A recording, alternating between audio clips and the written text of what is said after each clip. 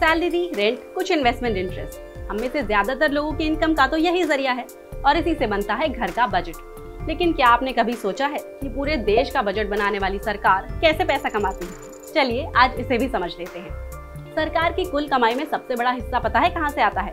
बिल्कुल सही समझे, टैक्स से। लेकिन इस टैक्स में क्या क्या शामिल है? तो इसमें सबसे पहले आता है डायरेक्ट टैक्स, यानी वो टैक्स जो आप या हम जैसे इंडिविजुअल या कंपनी सरकार को सीधे चुकाते हैं, जैसे इनकम टैक्स, कॉर्पोरेट टैक्स और कैपिटल गेन्स टैक्स। इसके बाद आता है इनडायरेक्ट टैक्स, यानी जिसे सामान, सेवा और दूसरी चीजों पर लगाकर इनडायरेक्ट तरीके से वसूला जाता है, जैसे जीएसटी, एक्साइज ड्यूटी और कस्टम ड्यूटी। अगर सरकार ने 1 रुपए कमाया तो इसमें करीब 58 पैसे की हिस्सेदारी इन सब टैक्स से ही हो जाती है। 58 पैसे में 30 पैसे आते हैं डायरेक्ट टैक्स से, 16 पैसे जीएसटी से और बाकी बचे 12 पैसे दूसरे इनडायरेक्ट टैक्स से। अपने रेगुलर फंक्शन के लिए पैसा जुटाने का सरकार के पास एक और सोर्स है जिसे कहते हैं नॉन टैक्स रेवेन्यू। इसमें सरकार पीएसयूज में अपने इन्वेस्टमेंट पर मिलने वाले डिविडेंड और प्रॉफिट और लोन पर मिलने वाले इंटरेस्ट से पैसा कमाती है। सरकार की 1 रुपए की कमाई में नॉन टैक्स रेवेन्यू का हिस्सा करीब 5 पैसे रहता है। ये तो हुआ 63 पैसे का हिसाब।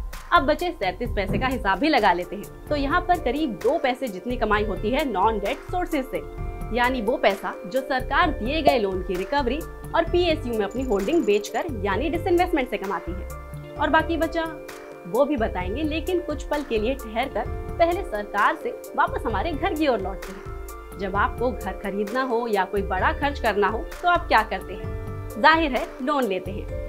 ये लोन किसी बैंक से भी हो सकता है और दोस्तों रिश्तेदारों से भी।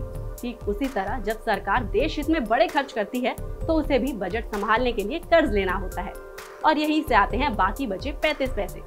सरकार ये कर्ज ट्रेजरी बिल या बॉन्ड्स जारी करके डोमेस्टिक या इंटरनेशनल इंस्टीट्यूशन से या विदेशी सरकारों से ले सकती है। इन लोन्स पर सरकार को ब्याज भी देना होता है।